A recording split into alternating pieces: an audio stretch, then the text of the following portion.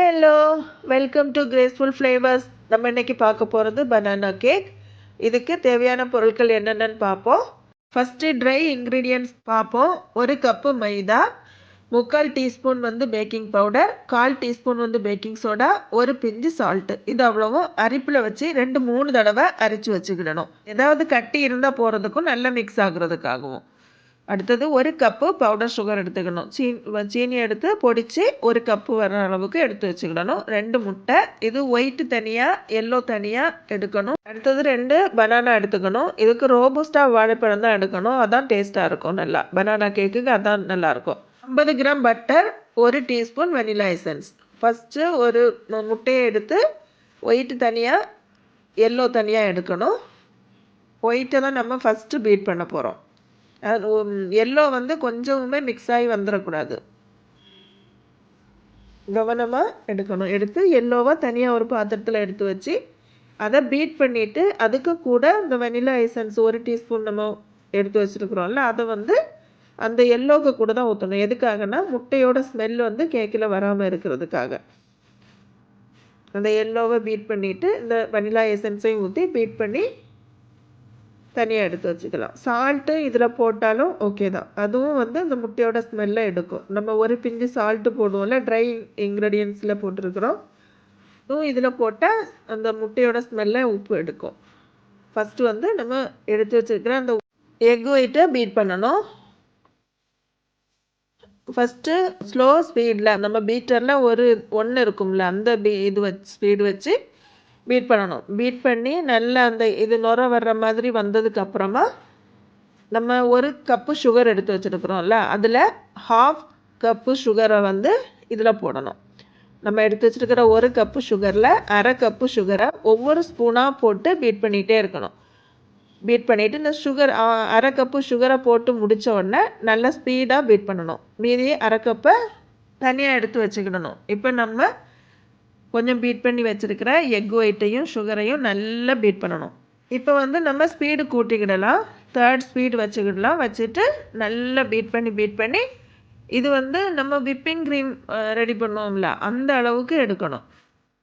Beat பண்ணி அது நல்லா கொஞ்சம் டைட் ஆகுறது நமக்கு தெரியும். இப்போ பீட் பண்ணுறதுக்கு நமக்கு லூஸாக இருக்கும். இது நல்லா பீட் ஆனதுக்கப்புறமா அந்த நமக்கு ஒரு ஃபீல் கிடைக்கும். அது கொஞ்சம் டைட் ஆகிருக்கு அப்படின்னு சொல்லி ஒரு ஃபீல் கிடைக்கும். அந்த அளவுக்கு ஆனதுக்கப்புறமா இன்னும் நல்லா பீட் பண்ணி நம்ம பாத்திரத்தை சரித்து பார்க்கணும். சரித்து பார்க்கும்போது நம்ம இந்த பீட் பண்ணி வச்சுருக்கிறது விழக்கூடாது. நம்ம விப்பிங் க்ரீம் பீட் பண்ணிவிட்டு சரித்து பார்ப்போம்ல, பார்க்கும்போது கீழே விழாமல் இருக்கும்ல, அந்த அளவுக்கு நம்ம இதை பீட் பண்ணோன்னே தனியாக எடுத்து வச்சுக்கணும். எடுத்து வச்சுட்டு நம்ம 50 கிராம் பட்டர் எடுத்து வச்சுருக்குறோம்ல, அதை பீட் பண்ணணும். நெக்ஸ்ட்டு வேறு ஒரு பவுலில் நம்ம எடுத்து வச்சுருக்கிற 50 கிராம் பட்டரை பீட் பண்ணி கொஞ்சம் லூஸ் ஆக்கிட்டு சாஃப்ட் ஆக்கிட்டு நம்ம மீதி எடுத்து வச்சுருக்கிற 1/2 கப்பு சுகரை ஒவ்வொரு ஸ்பூனாக எடுத்து போடணும். நம்ம எக் ஒயிட் பீட் பண்ணும்போது ஒவ்வொரு ஸ்பூனாக போட்டு பீட் பண்ண மாதிரி இந்த சுகரையும் போட்டு நல்லா அந்த பட்டரும் சுகரும்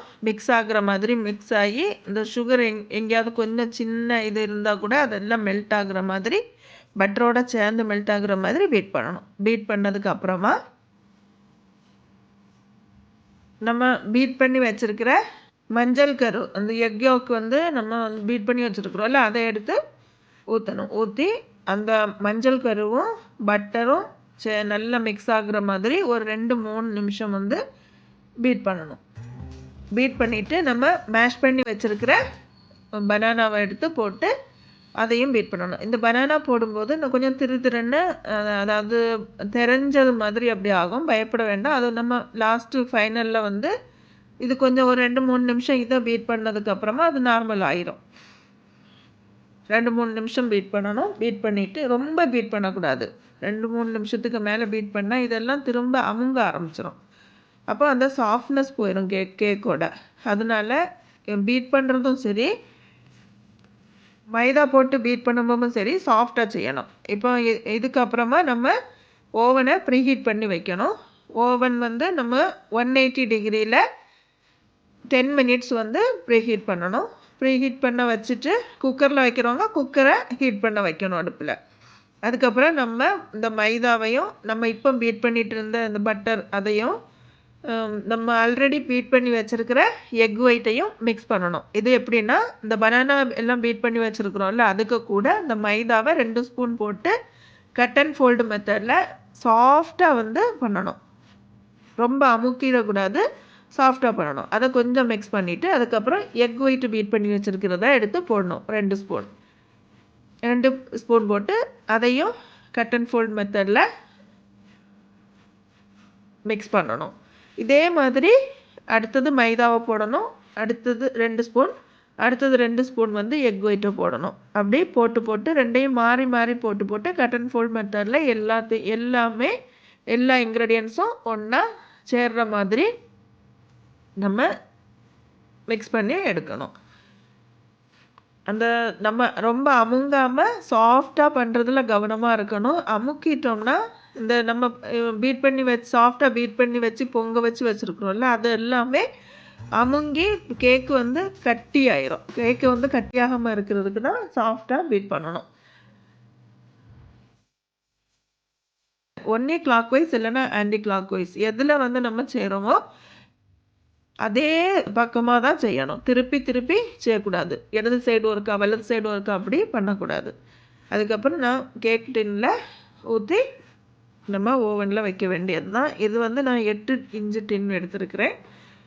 அதில் பட்டர் பேப்பர் போட்டு பட்டர் லைட்டாக ஸ்ப்ரெட் பண்ணிவிட்டு அதுக்கு மேலே நம்ம இந்த பேட்டரை ஊற்ற வேண்டியது தான். ஊற்றிட்டு தட்டக்கூடாது, தட்டுனா கேக்கும் அமுங்கிரும். அதனால் நம்ம டூத் பிக் வச்சு அதை வந்து இந்த ஏர் பபிள்ஸ் எடுத்து விடணும். இந்த மாதிரி பண்ணி ஏர் பபிள்ஸ் எடுத்து விடணும்.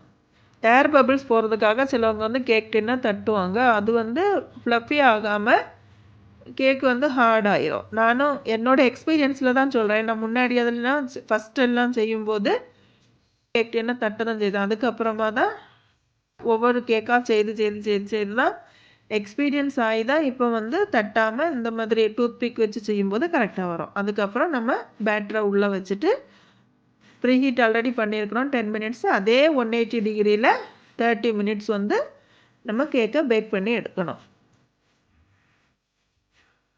30 கரெக்டாக இந்த கேக்குக்கு 30 மினிட்ஸ் தான் ஆச்சு. நான் 35 ஆகுமோன்னு சொல்லி வச்சுருந்தேன். ஆனால் 30 மினிட்ஸ்லேயே எடுத்து பார்க்கும்போது வெந்திருந்து. நல்ல சாஃப்டாக இருந்தது, நல்ல டேஸ்ட்டாக இருக்கும். ட்ரை பண்ணி பாருங்கள்.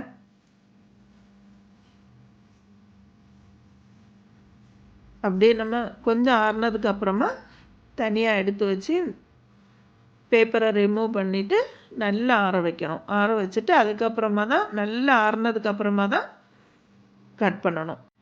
பார்த்திங்களா, நல்லா சாஃப்டாக வந்திருக்குது கேக்கு. இது வந்து நல்லா அந்த பேப்பரையும் ரிமூவ் பண்ணிவிட்டு நல்லா ஆற வைக்கணும். ஆற வச்சு நல்லா ஆறுனதுக்கப்புறம் தான் கட் பண்ணணும்.